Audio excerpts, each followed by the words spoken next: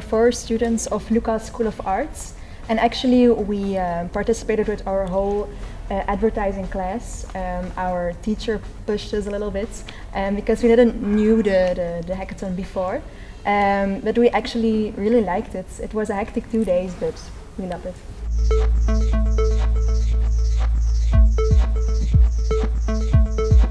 It was Smiles. Smiles is a function for a smartphone that with face recognition it connects. So when you smile at something at your phone, it will capture the thing that you're smiling at and a little photo of yourself when you're smiling. And after that, at the end of the year or something, you get a book with all the prints, with everything that made you happy that year, and with your little photo always in the back. So it's like it's a great printing experience, and it's with all your memories. So that's our solution. We created so digital and print can be one again, and it's yeah, they both have yeah, a lot to give. So.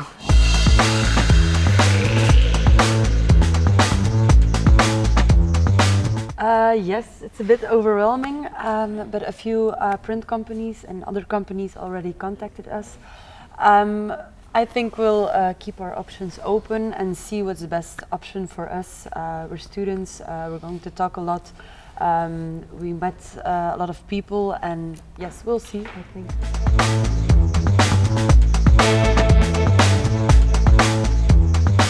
Well, we're studying advertising, so that would be a logical step to follow. But we don't know what we want to do in life, so maybe we hold all options open. So we'll see what the future will bring.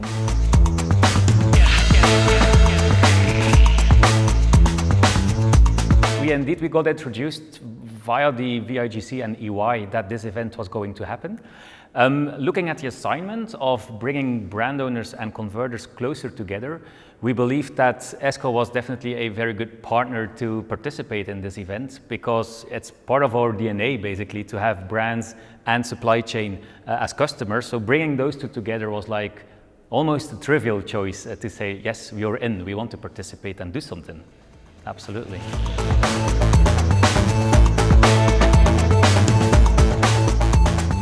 Well, we wanted to come up with something very innovative. That's part of the idea of a hackathon, of course.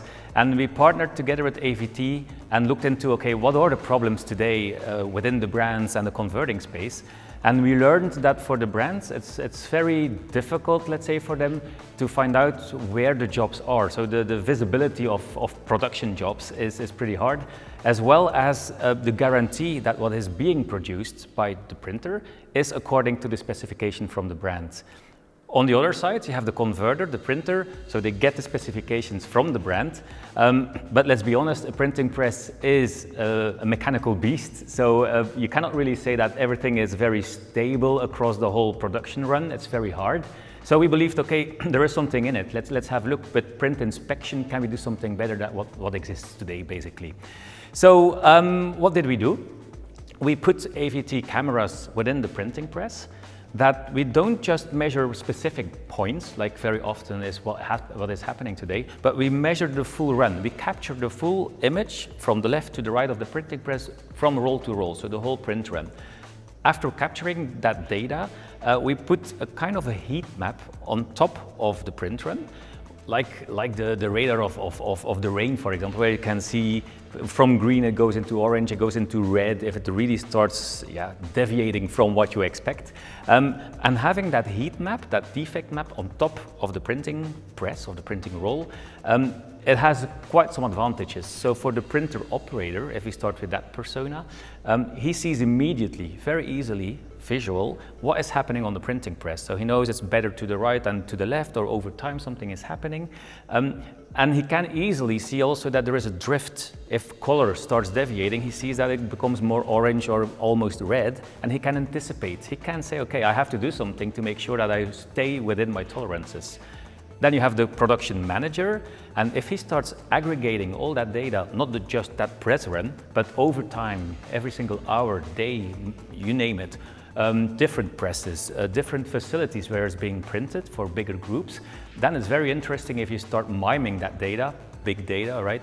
That you learn from, okay, what happens in production, what goes wrong in production basically, and learning from that increases print efficiencies, lower the costs, which is one of the KPIs of that persona. And then last but not least, the brand owner, because we capture everything, we have the heat maps on top that show him that we stayed within tolerances or not, is of course a value for the brand because he has a guarantee, he has a report that the delivered good is according to the specification. That's in a nutshell what we have been working on during the 2 days of a hackathon.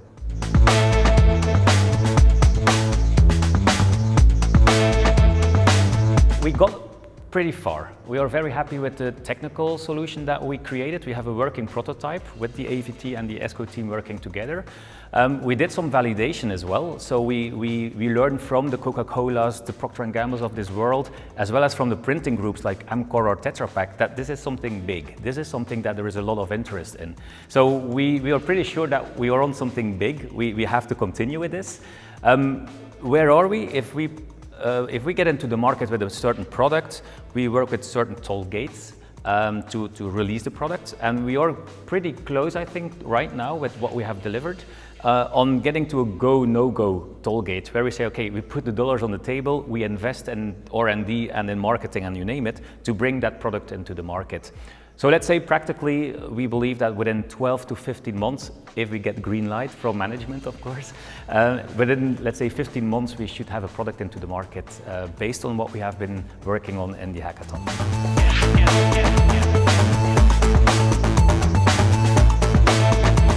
Well, actually, Connex is all about collaboration. What we do every day is collaborating with our customers, but also with other suppliers. So as soon as we heard that there would be a hackathon organized by the VEGC, I was very fond of it, and I immediately contacted Jos and said, okay, I would like to join, and preferably we would like to join in a mixed team with other people. So he gave us some names, and we looked into our network, and we quite fast were able to create a team with the Schutter Nerok and with Hybrid Software.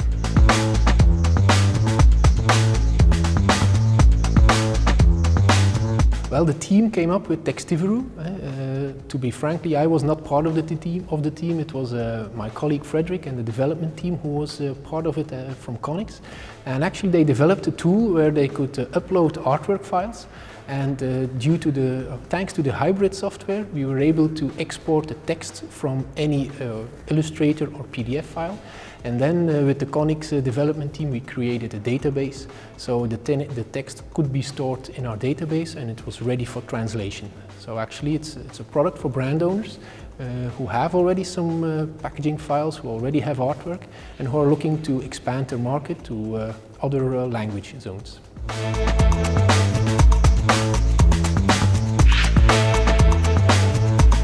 But we collaborated with the Schutter Nerok, so actually it's a product which is ideal for their customers. It's something they are faced with every day. The collaboration was great. We were able to do it in a day and a half. So meetings are already scheduled to look how can we improve it. But if you look at the Congress of today, we have made a lot of nice meetings and a lot of good contacts. It's about collaborating, it's about meeting other people. So we're very happy to be able to participate in the VEGC, and we're looking to collaborate with other people in the industry.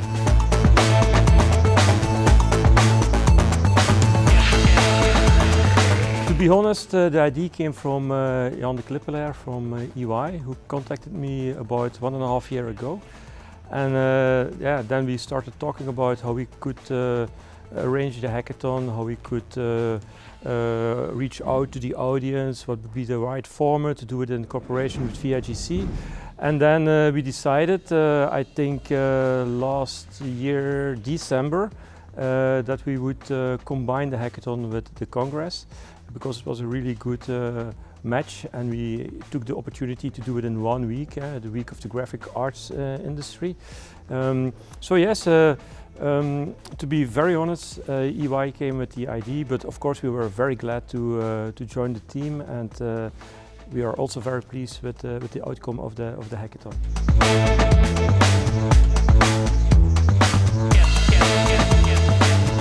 At this moment, I think it's great to join the EY network, because of course they have a lot of startups they know and scale-ups that they know, and also around the globe. And that's maybe also interesting in the cooperation with EI, that it was not a regional hackathon, but because of COVID, of course, we could go international and we reach quite some countries. For example, we had a team from Estonia that joined, a label printer with more than 400 people, and the management team participated at the hackathon, and also other countries joined. So that's really great to join forces with EY, because they have a really great, big network, and a great network also. So for now we have the intention to do a second graphic arts hackathon next year, but who knows what comes out, and maybe we can join forces in other events or other trainings. I'm sure we will be on speaking terms about that.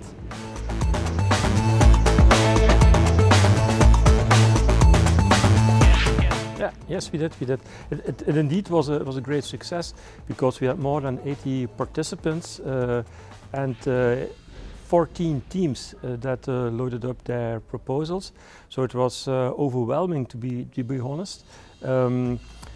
Also, the quality of the projects were very good.